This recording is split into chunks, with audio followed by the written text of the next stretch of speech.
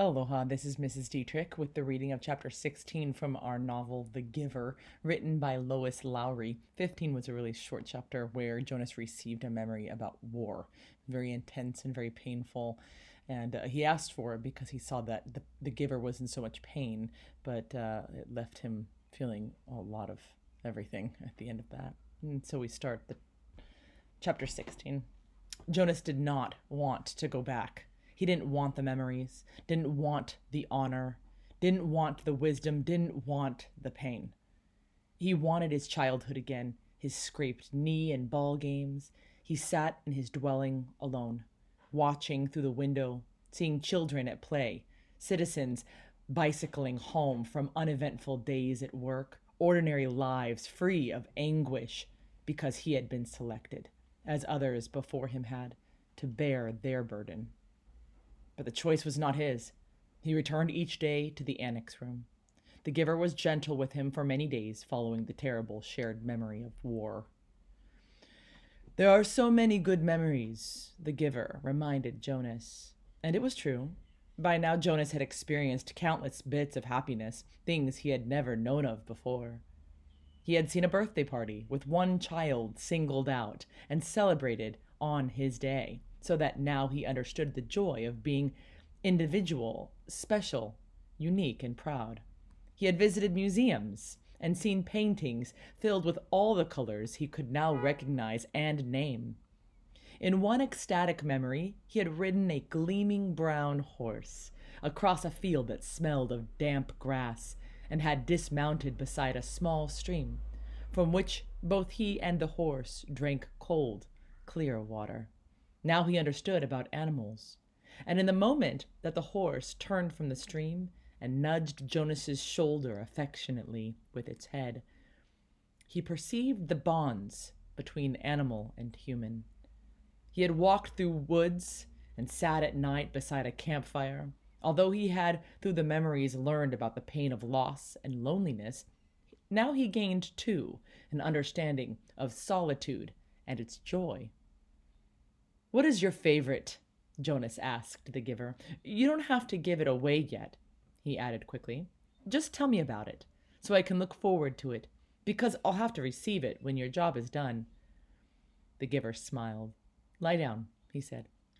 "I'm happy to give it to you." Jonas felt the joy of it as soon as the memory began. Sometimes it took a while for him to get his bearings, to find his place, but this time he fit right in and felt the happiness that pervaded the memory. He was in a room filled with people, and it was warm, with firelight glowing on the hearth. He could see through a window that outside it was night and snowing. There were colored lights, red and green and yellow, twinkling from a tree which was oddly inside the room. On a table, lighted candles stood in a polished golden holder and cast a soft flickering glow. He could smell things cooking, and he heard soft laughter. A golden-haired dog lay sleeping on the floor. On the floor there were packages wrapped in brightly colored paper and tied with gleaming ribbons. As Jonas watched, a small child began to pick up the packages and pass them around the room to other children, to adults, who were obviously parents, and to an older, quiet couple, man and woman, who sat smiling together on a couch. Jonas watched. The people began one by one to untie the ribbons on the package, to unwrap the bright papers, open the boxes and reveal the toys and clothing and books. There were cries of delight. They hugged one another. The small child went and sat on the lap of the old woman, and she rocked him and rubbed her cheek against his. Jonas opened his eyes and lay contentedly on the bed, still luxuriating in the warm and comforting memory. It had all been there, all the things he had learned to treasure. "What did you perceive?" the giver asked. "Warmth," Jonas replied, "and happiness, and, let me think, family, that it was a celebration of some sort, a holiday, and something else. I can't quite get the word for it. It will come to you." Who were the old people? Why were they there? It had puzzled Jonas, seeing them in the room. The old of the community did not ever leave their special place, the house of the old, where they were so well cared for and respected. They were called grandparents. Grandparents? Grandparents. It means parents of the parents, long ago. Back and back and back. Jonas began to laugh. So actually, there could be parents of the parents of the parents of the parents?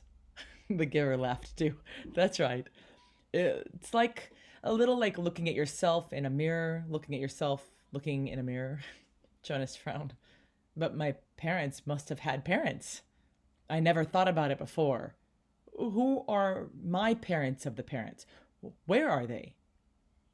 You could go look in the Hall of Open Records. You'd find the names, but think, son. Who, if you apply for children, then who will be their parents of the parents?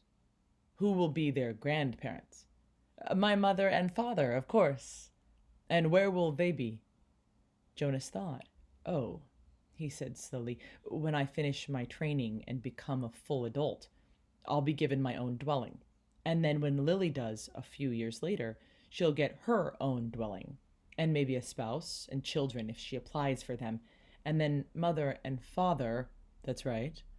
As long as they're still working and contributing to the community, they'll go and live with the other childless adults, and they won't be a part of my life anymore.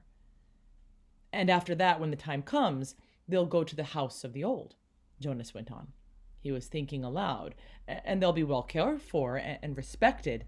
And when they're released, there will be a celebration, which you won't attend, the giver pointed out.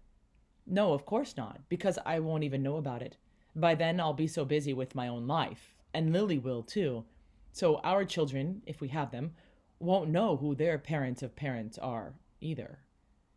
It seems to work pretty well that way, doesn't it? The way we do it now, in our community, Jonas asked. I just didn't realize that there was any other way until I received that memory. It works, Giver agreed. Jonas hesitated. I certainly liked the memory, though. I can see why it's your favorite. I couldn't quite get the word for the whole feeling of it, the feeling that was so strong in the room. Love, the giver told him. Jonas repeated it. Love. It was a word and concept new to him. They were both silent for a minute. Then Jonas said, Giver. Yes. I feel very foolish saying this. Very, very foolish. No need. Nothing is foolish here. Trust the memories and how they make you feel. Well, Jonas said, looking at the floor, I know you don't have the memory anymore because you gave it to me, so maybe you won't understand this. I will. I'm left with a vague wisp of that one, and I have many other memories of families and holidays, of happiness and of love. Jonas blurted out what he was feeling. I was thinking that, well, I can see that it wasn't a very practical way to live, with the old right there in the same place, where maybe they wouldn't be well taken care of, the way they are now, and that we have a better arranged way of doing things. But anyway, I was feeling, actually, that it was kind of nice then, and that I wish we could be that way, and that you could be my grandparent. The family and the memory seemed a little more, he faltered, not able to find the word he wanted. A little more complete, the giver suggested. Jonas nodded. I liked the feeling of love, he confessed. He glanced nervously at the speaker on the wall, reassuring himself that no one was listening. I wish we still had that, he whispered. Of course, he added quickly, I do understand that it wouldn't work very well, and that it's much better to be organized the way we are now. I can see that it was a dangerous way to live. What do you mean? Jonas hesitated. He wasn't certain really what he had meant. He could feel that there was risk involved, though he wasn't sure how. Well, he finally grasping for an explanation. They had fire right there in that room. There was a fire burning in the fireplace, and there were candles on a table. I can certainly see why those are outlawed. Still, he said slowly, almost to himself, I did like the light they made and the warmth. Father, Mother, Jonas asked tentatively after the evening meal, I have a question I want to ask you. What is it, Jonas? His father asked. He made himself say the words, though he felt flushed with embarrassment. He had rehearsed them in his mind all the way home from the annex. Do you love me? There was an awkward silence for a moment. Then father gave a little chuckle. Jonas, you of all people, precision of language, please. What do you mean? Jonas asked. Amusement was not at all what he had anticipated. Your father means that you used a very generalized word, so meaningless that it's become almost obsolete, his mother explained carefully, meaning it's not used anymore. Jonas stared at them. Meaningless? He had never before felt anything as meaningful as the memory. And of course, our community can't function smoothly if people don't use precise language. You could ask, do you enjoy me? The answer is yes, his mother said. Or, his father suggested, do you take pride in my accomplishments? And the answer is wholeheartedly yes. Do you understand why it's inappropriate to use a word like love? Mother asked. Jonas nodded. Yes, thank you. I do, he replied slowly. It was his first lie to his parents. Gabriel, Jonas whispered that night to the new child. The crib was in his room again. After Gabe had slept soundly in Jonas's room for 4 nights, his parents had pronounced the experiment a success, and Jonas a hero. Gabriel was growing rapidly, now crawling and giggling across the room and pulling himself up to stand. He could be upgraded in the nurturing center, father said happily, now that he slept. He could be officially named and given to his family in December, which was only 2 months away. But when he was taken away, he stopped sleeping again and cried in the night. So he was back in Jonas's sleeping room. They would give it a little more time, they decided, since Gabe seemed to like it in Jonas's room. He would sleep there at night a little longer until the habit of sound sleep was fully formed. The nurturers were very optimistic about Gabriel's future. There was no answer to Jonas's whisper. Gabriel was sound asleep. Things could change, Gabe, Jonas went on. Things could be different.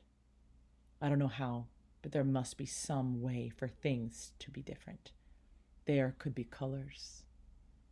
And grandparents, he added, staring through the dimness toward the ceiling of his sleeping room. And everybody would have the memories. You know about memories, he whispered, turning toward the crib. Gabriel's breathing was even and deep. Jonas liked having him there, though he felt guilty about the secret. Each night, he gave memories to Gabriel. Memories of boat rides and picnics in the sun. Memories of soft rainfall against the window panes. Memories of dancing barefoot on a damp lawn. Gabe? The new child stirred slightly in his sleep. Jonas looked over at him. There could be love, Jonas whispered. The next morning, for the first time, Jonas did not take his pill. Something within him, something that had grown there through the memories, told him to throw the pill away. And that is the end of chapter 16. Pivotal moment in the book. Something is changing within Jonas. We'll have to see what happens next. Aloha.